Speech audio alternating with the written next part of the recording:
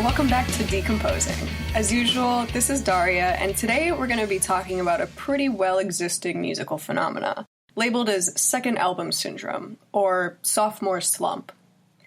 Given that there's already a well-developed name for this concept, you might know about some artists that have experienced it, but you might not know how common the peculiarity really is. So if you're like me and you go through artist catalogs in order from release date or are pretty well versed in their discography, you might have experienced this syndrome in full effect.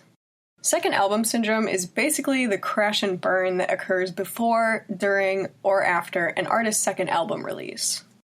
To put it in another familiar context, you might be aware of one-hit wonders, which I have a lot to say about as well, but that is for another episode. It's kind of this make-or-break moment in a musician or group's career, in the same way that a one-hit wonder's response can overwhelmingly define you. Now, you might be thinking, why exactly the second album, right? And what makes it so tricky in comparison to the first? So, obviously the first album an artist releases is a big moment in their life personally. But we know as things go in the music world, sometimes albums just don't hit their target upon release. I mean, some artists' first albums aren't very memorable, and that's totally alright, because you're obviously allowed time to grow. But the first album has this extremely heavy potential to make your mark on the world.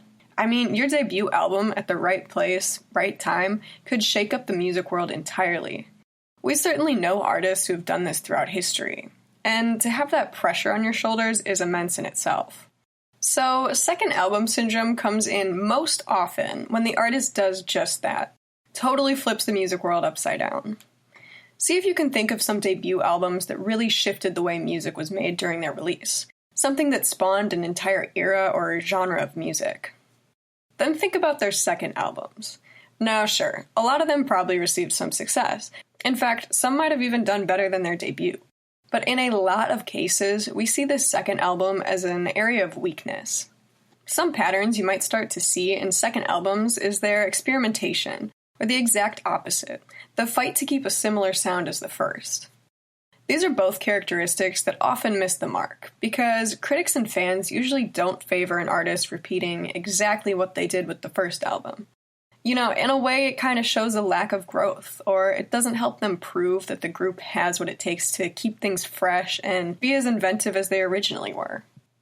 On the other side, a lot of second albums are experimental for the exact opposite reasons. After monumental success, it's pretty easy to become resentful of so much popularity, or being known for certain songs. And there's this spark of inspiration to show the fans and critics that you are not just your first album. I mean, how many artists do we know that say they're sick of playing some of their songs? That's where this comes in too. So they do a complete 180 and stretch their limits in the band's sound, using a wider variety of instruments, incorporating bigger productions, or even writing in a new style.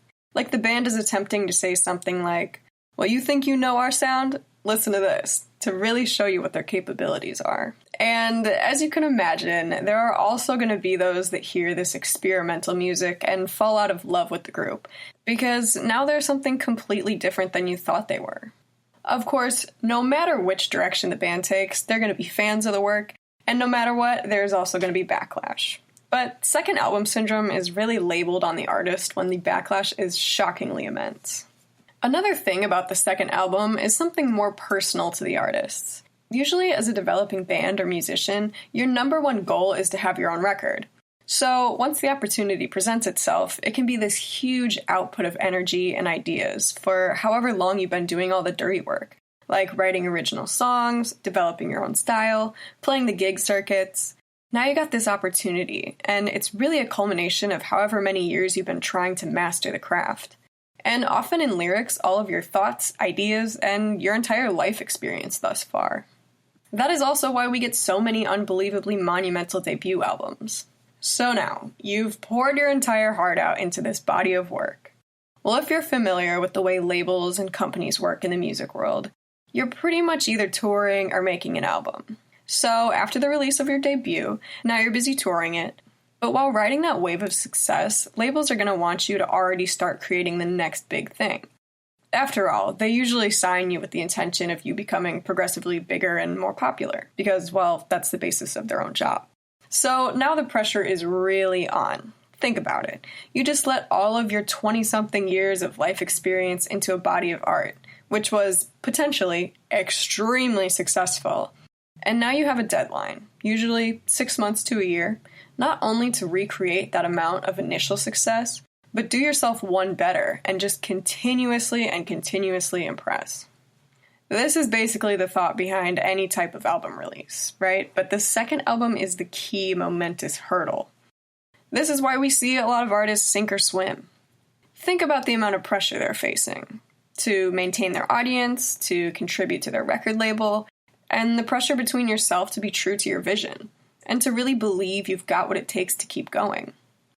As mentioned, this isn't something that happens with every single artist, but apparently enough to label it as such a phenomena. So once again, from a fan perspective, do you think the second album syndrome has any validity? Or is this something an artist has to deal with their entire career?